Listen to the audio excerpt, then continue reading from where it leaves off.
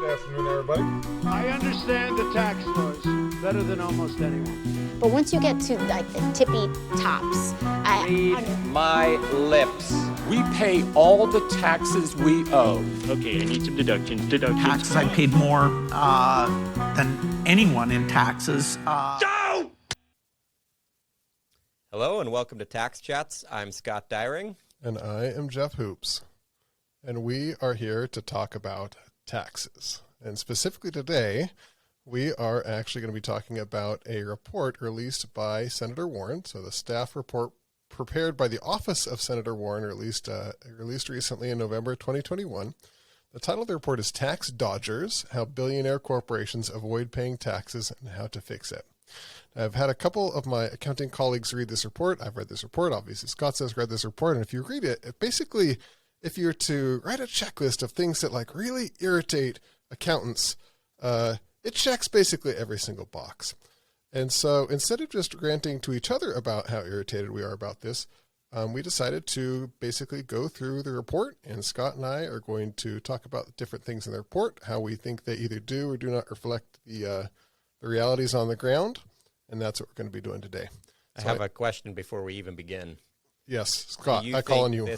Do you think this report is only irritating to accountants, or do you think it would also be irritating to economists and lawyers? I think that different parts would irritate different people.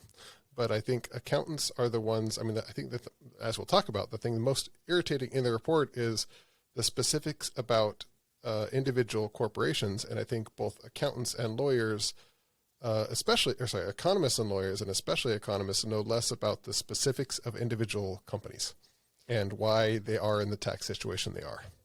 I have a second question just to lay it out there at the very beginning. Yes. Are you irritated by this report because it might cause companies to pay more tax? No. Me either. That's not what irritates me. Correct. Now, it irritates me. The point of the, as we'll get to, the point of the tax is about taxing book income. It irritates me the manner in which they might be required to pay more tax. But I don't personally have anything at stake if you want to tax corporations more. Yeah, I think that's important to get out there because I don't think we are advocating for or against more or less corporate tax.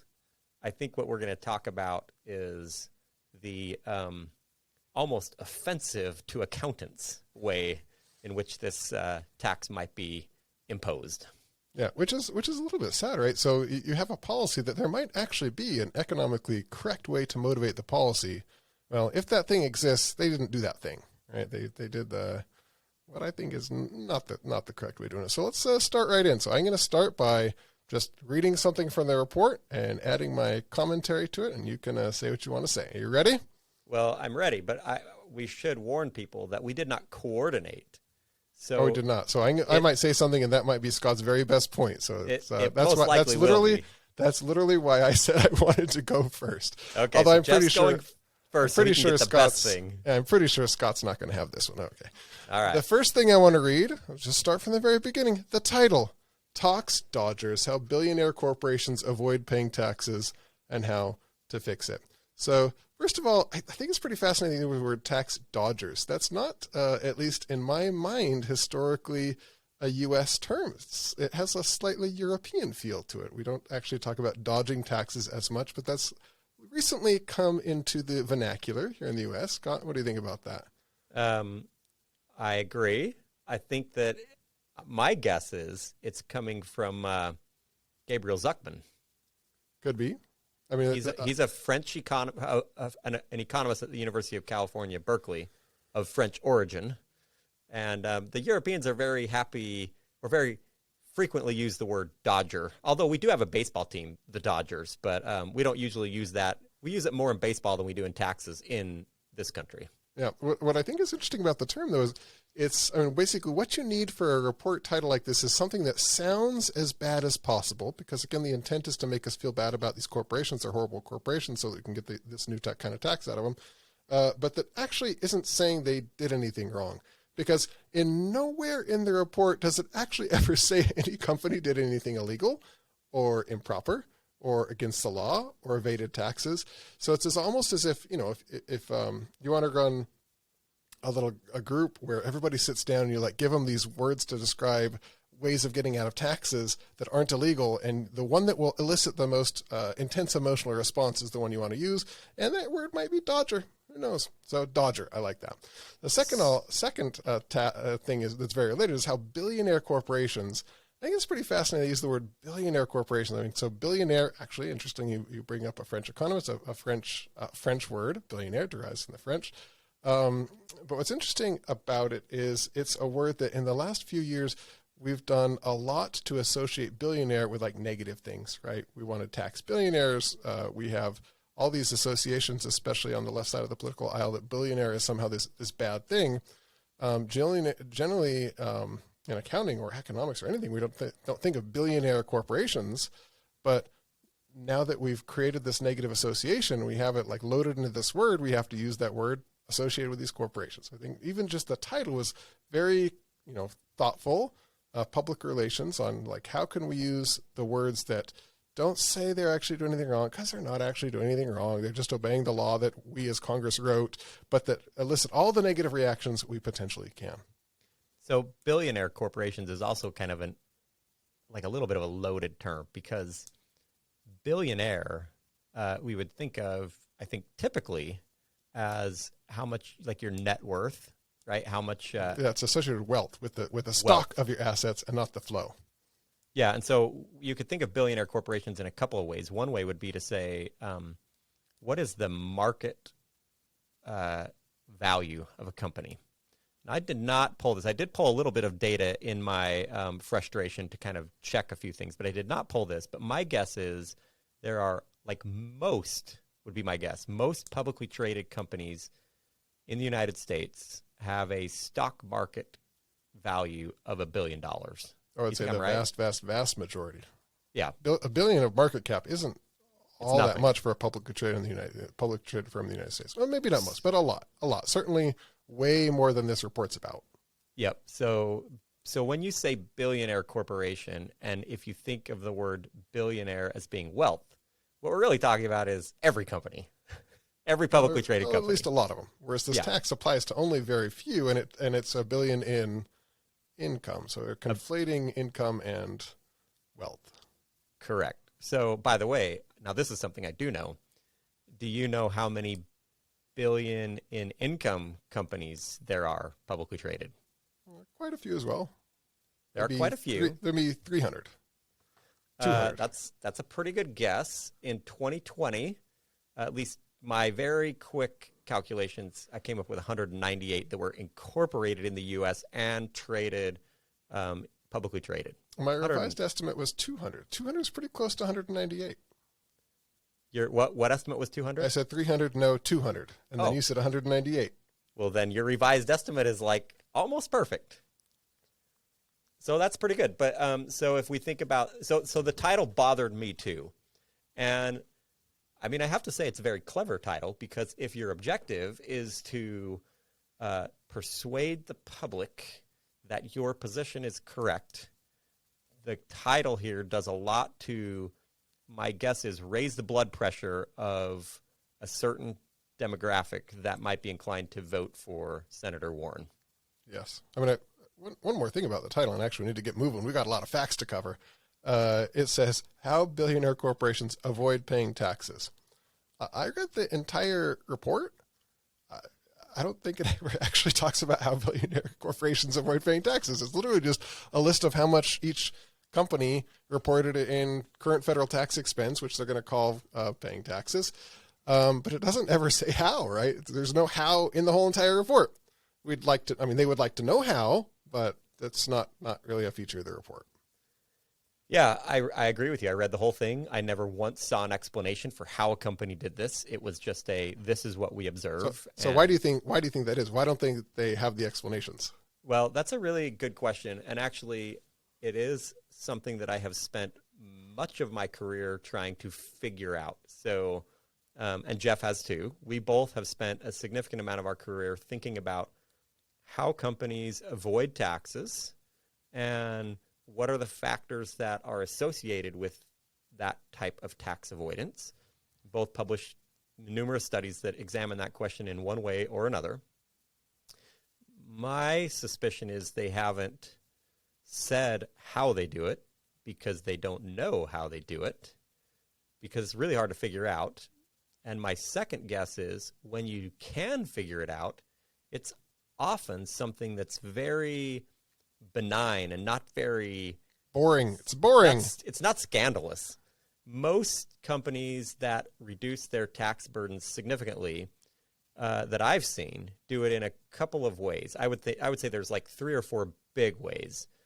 One common way that's very boring is the company had a loss in the past, and then they use those losses completely legally to lower their taxable income in the current period, which means they don't have to pay very much tax, but they made income in the current period.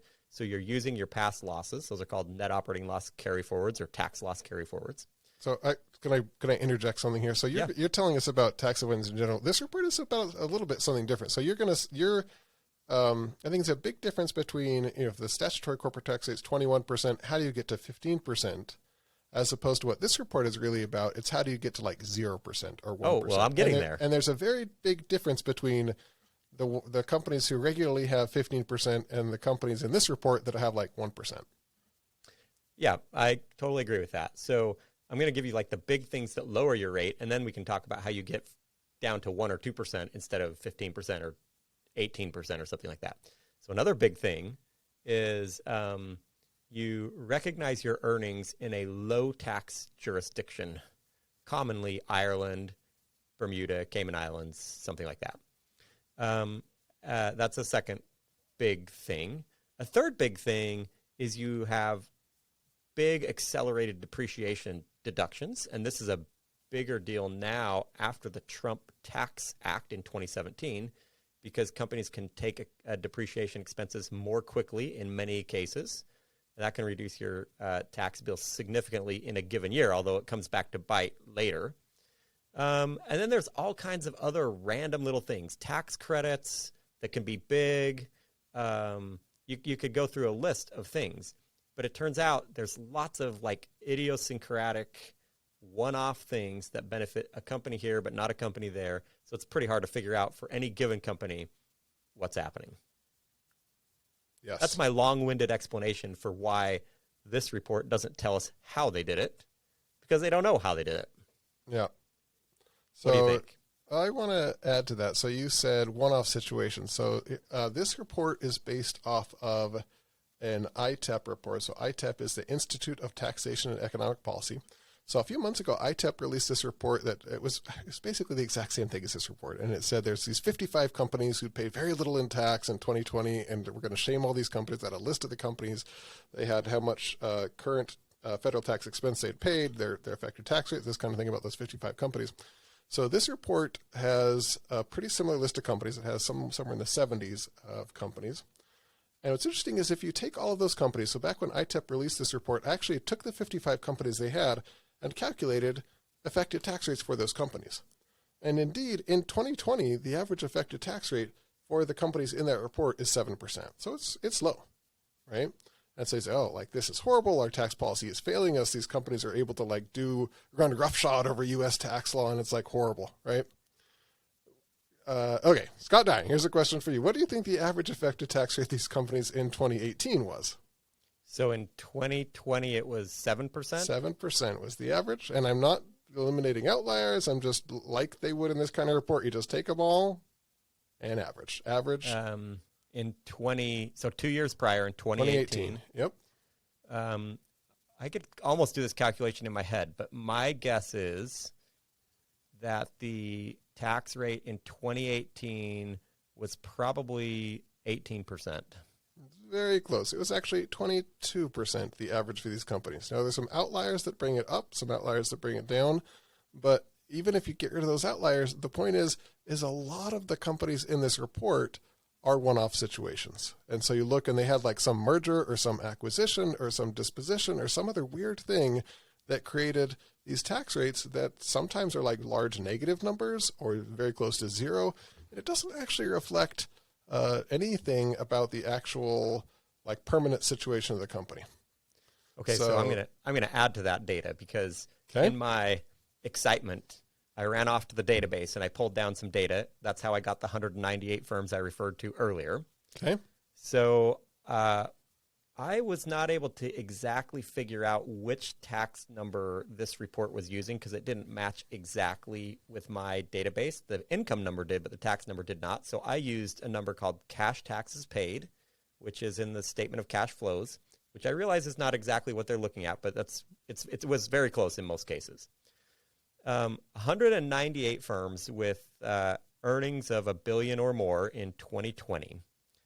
Of those firms, 63 of them had an effective tax rate of 15% or less. So that's pretty close to the 70 that this report comes up with. So then I asked the question, which I think is related to what you're asking. How many of those 63 firms would have been in the same group in the prior year? Do you want to guess? Out of 63 in the prior year, how many of those 63 would have been in the group with a low tax rate of lower than 15%? 17. 33. Oh, so okay. close, but not quite. And how many of them would have been in that group for the prior 2 years? 17 and a half. 23. So close. But I think it makes the same point, which is there are a few firms that are able to do this year after year, but not very many. It's pretty much you might bump down one year, but then you might bump up another year. So here's a second question. Of the 198 firms, this is all the firms, the $1 billion in income firms. Yep. How many of them have an effective tax rate that is higher than the statutory tax rate of 21%? They're paying more than the statutory tax rate. They're expensing more than the... So this is cash tax paid. So this cash is paid. tax is paid, okay. Out of 198, how Half. many paid more than 21%? Half.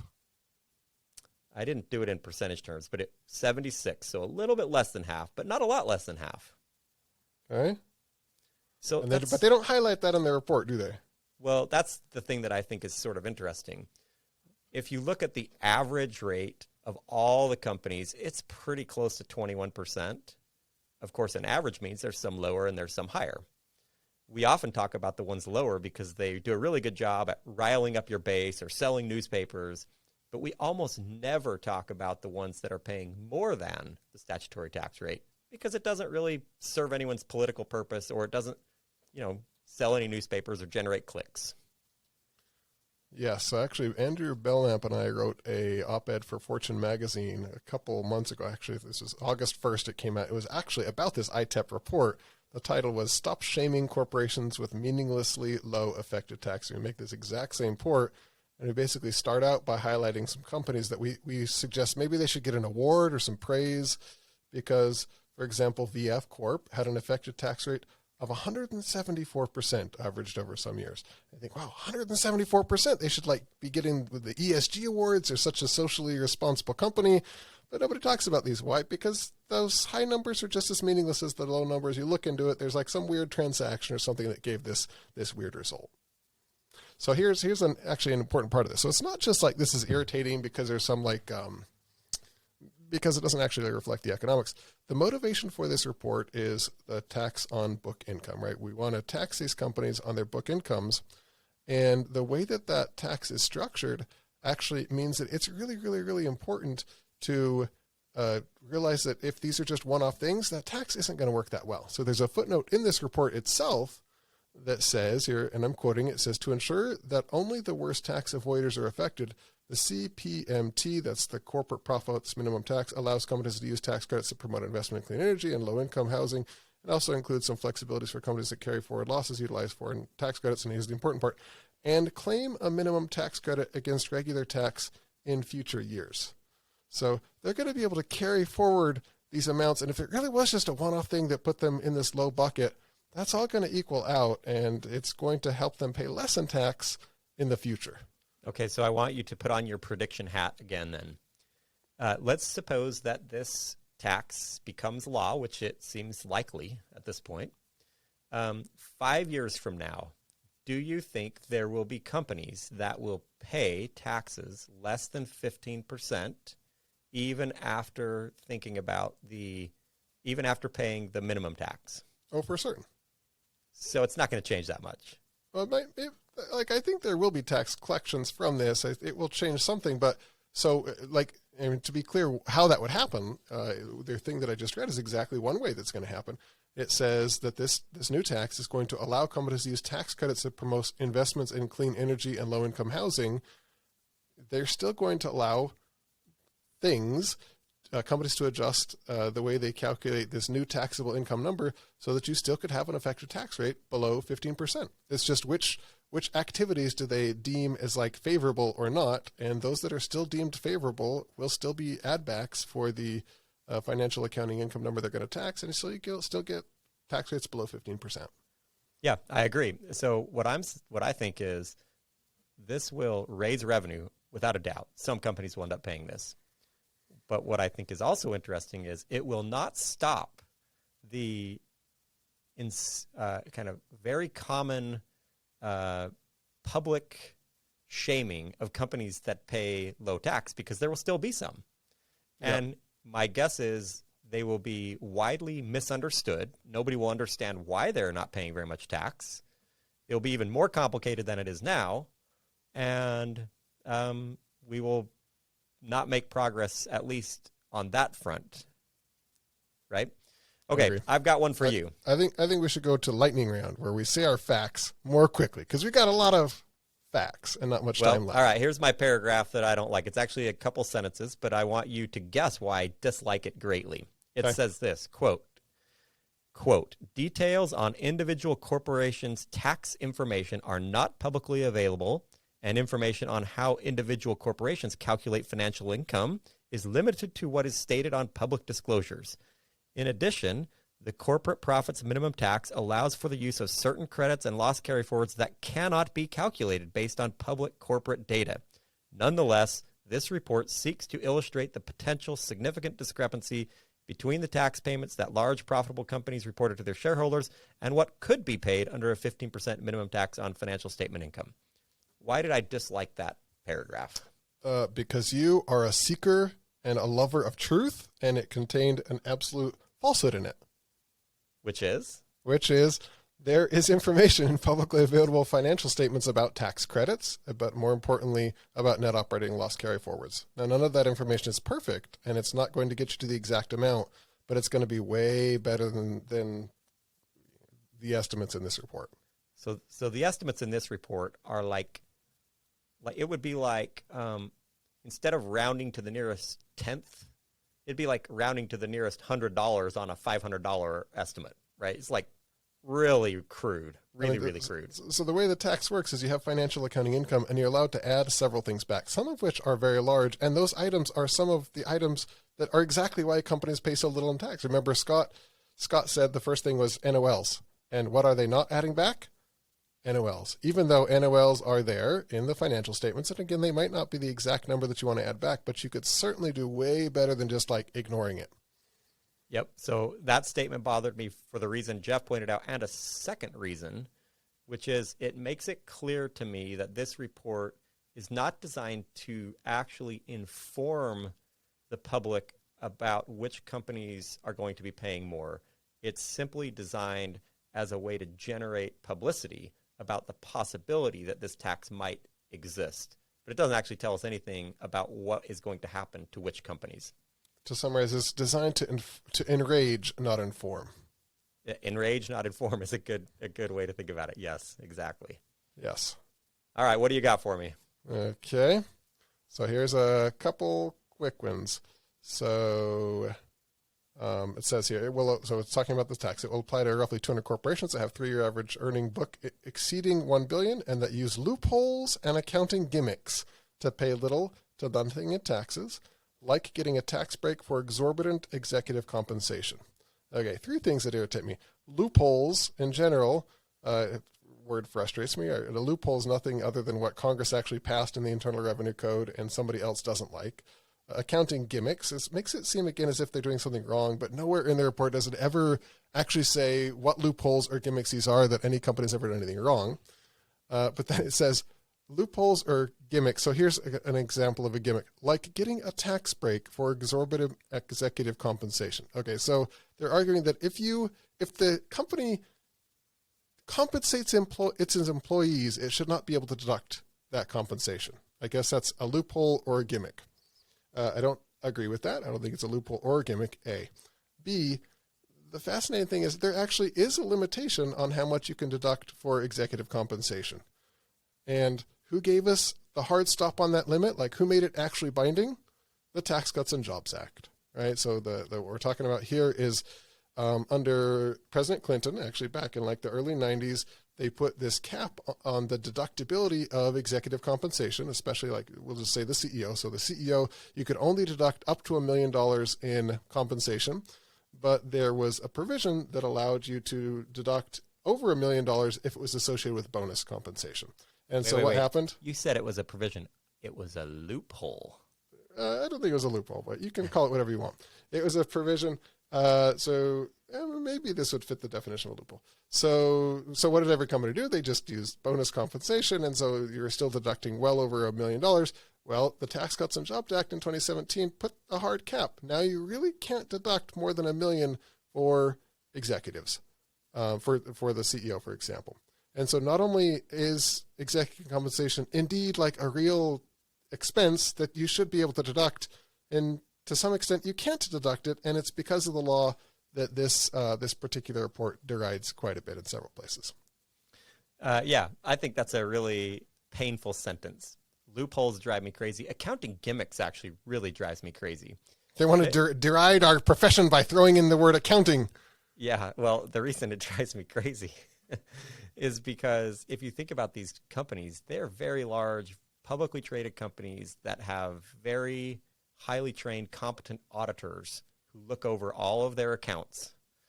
And they don't really, they can't just use quote-unquote gimmicks. They have to abide by the rules that are set in place. It's not just the financial statement auditors. A lot of these companies are audited by the IRS every single year.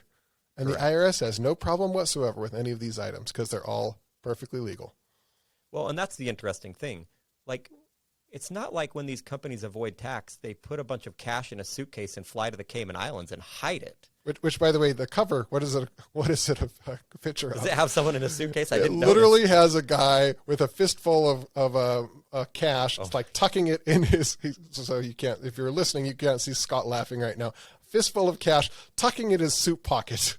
Okay, so that is really funny. I did not notice that, but it's almost kind of embarrassing because corporations do not avoid taxes by hiding the cash in their suit pocket or in a suitcase or in any other location and then shipping it on like a private jet to the Cayman Islands and putting it in a secret bank account. Do you know who does? Do you know who does? Drug dealers? No. Who avoids by using cash? Small businesses. This is like the easiest way on earth for a small business not to pay any taxes. You just take money from your customer and you put it in your pocket and you don't tell the IRS. Extremely common, and actually the IRS estimates it's one of the biggest places we lose tax revenue in the whole tax system. And yet in this report, for example, another item, it has this quote. It says, it's talking about Amazon. It says Amazon pays just 11.5% taxes. And it says a significantly lower rate than many brick and mortar retail competitors and small businesses, because we're always supposed to feel sorry for the small businesses, but they are the ones that indeed use cash as a way to evade, not avoid, but evade taxes. There's that. Sorry. So hang on. I was right. Drug dealers totally take cash. Yeah, I just wasn't thinking about drug dealers. You were thinking Correct. About legal small businesses as opposed to... I just wanted to get to the quote of small businesses. But yes, drug dealers indeed also use cash. Here's a little fact about cash and drug dealers. You ready for this? Cash in some cases weighs more than the drugs you sell. Did you know that? So speaking of weight, imagine if you wanted to avoid $340 million in taxes by carrying $340 million of cash in a suitcase to the Cayman Islands. It's a big suitcase. You would need several Boeing 747s filled with suitcases, would be my guess. Yeah, where I was going with mine is there's a book that I read called The Accountant. It's about one of the accountants for like one of these drug cartels. And it basically talks about it's a big logistical problem because you'll fill a little like Cessna, little airplane up with cocaine. You'll fly it across the border, But then to get the cash back, it's actually harder because the cash weighs more than the cocaine. So they have to like charter a So you have to do something. Yeah, you have to use 2 airplanes of cash for every 1 airplane of cocaine or something like that. Yeah. Enter Bitcoin, I guess, right? Yeah. That's the solution to that problem. Yeah. Well, but I think this is a really important point. The very photo on the cover is, again, designed to incite anger, but doesn't really convey anything factual about what happens with corporate tax avoidance. Yeah. So one additional reason to be bothered by the report. Yep. All right, Jeff, we're just about out of time. Do you have one any more, and I got last one thing? more. One more. Okay, last one. From you and one more from me. I don't have any more. You go ahead and use yours. It'll be Okay. the last I one. have an amazing one. Okay. So it says here, quote, President Biden and Democrats in Congress are in agreement that the corporate profits minimum tax helps our country and ordinary Americans. That's why over 70% of American voters support the proposal, including majorities of Democrats and Republicans. Why do you think that frustrates me? Well, I have no idea. But in my opinion, this shouldn't be a partisan issue at all. It's not about whether you support Democrats or Republicans. It's about how we're going to raise more corporate revenue. Bugs the heck out of me. Yeah, it's to me, I mean, that's right. It's not a partisan issue, and it's not actually one that normal people know anything about, right? If you're going to, so I actually looked up the survey that they cite in it with this quote, and the survey questions something like, there's evil companies and they're doing these horrible things, and there's this amazing tax that will solve all of our problems. Do you support it? And it should be no wonder that people say, oh, yeah, I support that amazing tax. It's going to solve all these problems. Like the way that you phrase the question clearly elicits the response, A, the normal people don't know anything about this tax. Whether you support a tax or not should be informed about actual knowledge of the tax and its consequences. And we should not expect, nor is it the case that normal individuals have any idea what book accounting is, what tax accounting is, why the two are different, and what consequences would arise if we were to tax book accounting, that, like we've talked about previously on this report. So while 70% of Americans support this tax, you know who doesn't support this tax? Accountants? Pretty much anybody that knows very much about it. And I think that's a really, really important point. We should go to experts on a tax to learn whether it's a good idea or not. And pretty universally, people who actually understand book income are against this tax. I think important.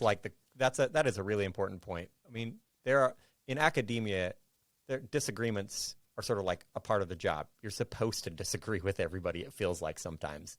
And one thing that has been striking to me when Jeff surveyed a group of accountants, and the response rate was high, and I think it was unanimous. 100% of this is in 2000, I think 18 maybe.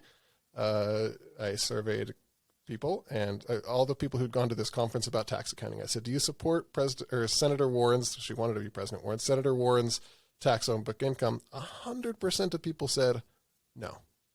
Couldn't find a single supporter in the crowd. And I don't doubt that there are economists that think it's a good idea, and I don't doubt that there are lawyers who think that it's a good idea. We can name the economists and lawyers, but they don't actually know what the base is they want to tax. Yeah, they're not thinking about financial accounting the way accountants think about financial accounting. All right, well, there's obviously a ton we can talk about, but it's been very fun to chat about this, Jeff, and I'm certain we'll hit topics related to this as this bill moves forward to the Senate and the debate continues. It's been great to chat about this and the topics that it brings up, and I look forward to chatting next time. Goodbye. Goodbye.